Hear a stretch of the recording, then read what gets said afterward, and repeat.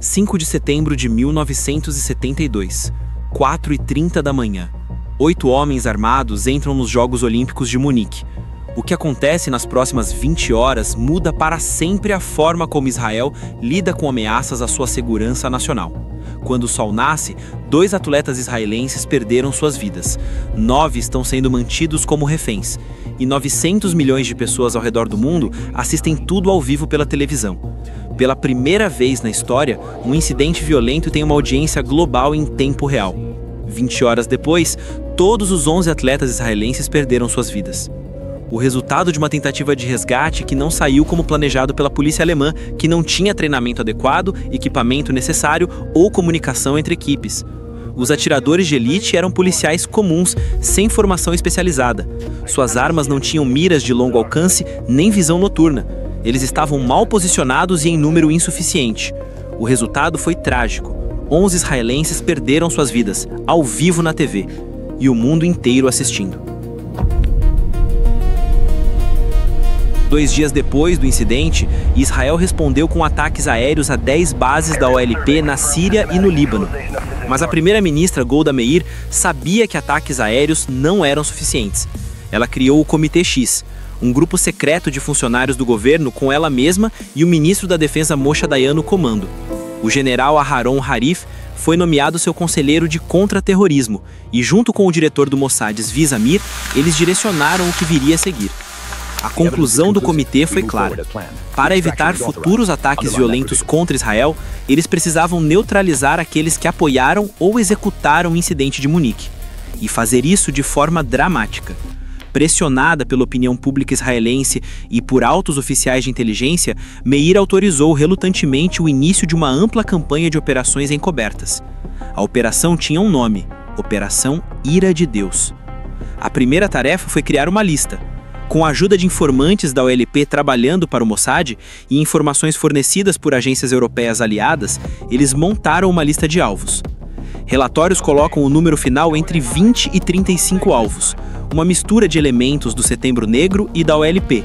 Uma vez completa, o Mossad foi encarregado de localizar os indivíduos e neutralizá-los. Crítico no planejamento era a ideia de negação plausível. Deveria ser impossível provar uma conexão direta entre as operações e Israel. Além disso, as operações eram destinadas a criar medo em militantes palestinos. E segundo David Kint, ex-vice-chefe do Mossad, o objetivo não era tanto vingança, mas principalmente fazê-los sentir medo. Queríamos que eles olhassem por cima dos ombros e sentissem que estávamos sobre eles. Mas aqui começa algo interessante: a evolução. As primeiras operações da Ira de Deus foram relativamente simples. Em Roma, Paris, Atenas, Beirute, Chipre. Entre 1972 e 1973, 11 palestinos foram neutralizados. Explosivos em carros, operações diretas, cartas armadilhadas, operações diretas mais efetivas. Tome como exemplo o caso de Mahmoud Hamshari, representante da OLP em Paris. Mossad trocou a base de mármore do telefone que ele usava por uma réplica com explosivos. Quando ele atendeu, o telefone explodiu. Operação bem sucedida, mas note, eles precisavam de um informante para plantar o dispositivo. Eles precisavam de alguém dentro. Ou o caso de Ali Hassan Salameh, em 1979, líder da OLP, neutralizado por uma explosão de carro em Beirute. Mas o Mossad tentou antes e falhou. Em 1973, uma equipe de 6 agentes do Mossad atingiu um garçom marroquino em Lillehammer, Noruega, na frente da esposa gravando um garçom marroquino. O problema: eles atingiram a pessoa errada. Um inocente perdeu sua vida. Causou uma crise diplomática. E aqui está o ponto: operações humanas sempre carregam risco. Risco de identificação, risco de falha, risco de atingir a pessoa errada. Então, o Mossad evoluiu. Avance rápido para 2010. Um hotel em Dubai. Mahmoud al-Mambu, cofundador da ala militar do Hamas, está no quarto dele. Uma equipe de pelo menos 26 operativos usando passaportes europeus falsos e vários disfarces, incluindo perucas, mudanças de roupa e óculos, entra em ação. Enquanto o método exato permanece disputado, acredita-se que al-Mambu foi neutralizado usando uma combinação de substância química e asfixia. 26 operativos, múltiplos disfarces, coordenação complexa. Mas note, Ainda é operação humana. Ainda é risco. E de fato, todos os 26 foram capturados em câmeras de segurança. Suas identidades foram expostas. Causou outra crise diplomática. Então o Mossad evoluiu novamente. Entre 2010 e 2012, o Mossad tentou neutralizar 5 cientistas nucleares iranianos em Teherã. Um alvo sobreviveu ao ataque. Na maioria dos casos, os ataques envolviam motociclistas anexando explosivos magnéticos aos carros das vítimas, sem necessidade de entrar em prédios, sem necessidade de equipes enormes, apenas motociclistas e explosivos. Rápido, eficiente, difícil de tracear. E então veio a verdadeira revolução. 27 de novembro de 2020, Absar, Irã. Mohsen Fakhrizadeh, o homem por trás de todo o programa de armas nucleares do Irã, está dirigindo com sua esposa. 12 guarda-corpos o protegem o tempo todo, um comboio de carros. Segurança máxima. A apenas algumas centenas de metros pela estrada, um caminhão está estacionado discretamente perto da estrada. Na superfície, parece normal, mas na parte de trás do caminhão, completamente camuflada por material de construção, está uma das armas mais futuristas que o Mossad já usou, uma metralhadora controlada por IA, operada por satélite de 1 tonelada, apontada diretamente para os carros que se aproximam. Agentes do Mossad montaram a arma peça por peça ao longo de quase um ano. Eles programaram a IA para reconhecer Fakhrizadeh e depois atirar nele com a precisão de um atirador de elite, enquanto eles assistiam da segurança do seu país de origem, Israel. No momento em que o carro de Fakhrizadeh estava descendo a estrada em Absar, nenhum agente do Mossad estava no Irã. Eles estavam a milhares de quilômetros de distância, assistindo tudo em uma tela. Quando o comboio ficou mais perto, o mecanismo controlando a arma subitamente ligou. No momento em que o carro de Fakhrizadeh desacelerou para passar por uma lombada, a arma abriu fogo. O primeiro disparo perfurou o para-brisa do carro e atingiu Fakhrizadeh no peito. Sua esposa, sentada ao lado dele, não percebeu o que aconteceu até segundos depois. Imediatamente, Fakhrizadeh perdeu o controle do carro e saiu da estrada.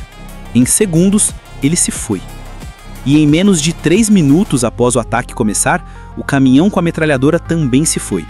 Assim que disparou o último tiro, o caminhão inteiro explodiu, levando qualquer vestígio de evidência com ele. Sem impressões de dedo, sem evidência, sem rastro de quem exatamente era responsável. Foi o mais próximo de uma operação perfeita que alguém pudesse imaginar. Executada à luz do dia sem que um humano sequer precisasse puxar o gatilho. Em 2024, segundo Ronen Bergman, jornalista investigativo israelense, especialista em inteligência israelense, autor do livro Rise and Kill First, até o ano 2000, Israel havia conduzido mais de 500 operações encobertas que resultaram em mais de 1.000 pessoas perdendo suas vidas, incluindo os alvos e civis. Durante a segunda insurreição, Israel conduziu mais 1.000 operações, das quais 168 foram sucessivas. Desde então, Israel realizou pelo menos outras 800 operações visando neutralizar líderes civis e militares do Hamas na faixa Gaza e no exterior. Entre 2002 e maio de 2008, a organização B'Tselem calculou que Israel visou 234 palestinos, com outros 153 civis perdendo suas vidas como danos colaterais. E aqui chegamos à questão mais importante de todas. Se o Mossad é capaz de operações com precisão cirúrgica sem causar vítimas civis, como no caso de Fakhrizadeh, onde sua esposa sentada ao lado dele não sofreu um arranhão, então podemos realmente acreditar que os 153 civis que perderam suas vidas como danos colaterais entre 2002 e 2008 foram inevitáveis? Se eles podem programar uma IA para reconhecer um rosto específico e disparar com precisão de atirador de elite, se eles podem criar metralhadoras controladas remotamente que disparam apenas no alvo pretendido, então cada vítima civil não foi uma falha de tecnologia, foi uma escolha. A pergunta não é se o Mossad pode executar operações com precisão. A pergunta é por que eles não fazem isso sempre. E a resposta para isso pode não ter nada a ver com capacidade. Pode ter tudo a ver com política, porque no final, a evolução das técnicas de operações do Mossad não é apenas uma história sobre tecnologia, é uma história sobre escolhas, e sobre quem paga o preço por essas escolhas.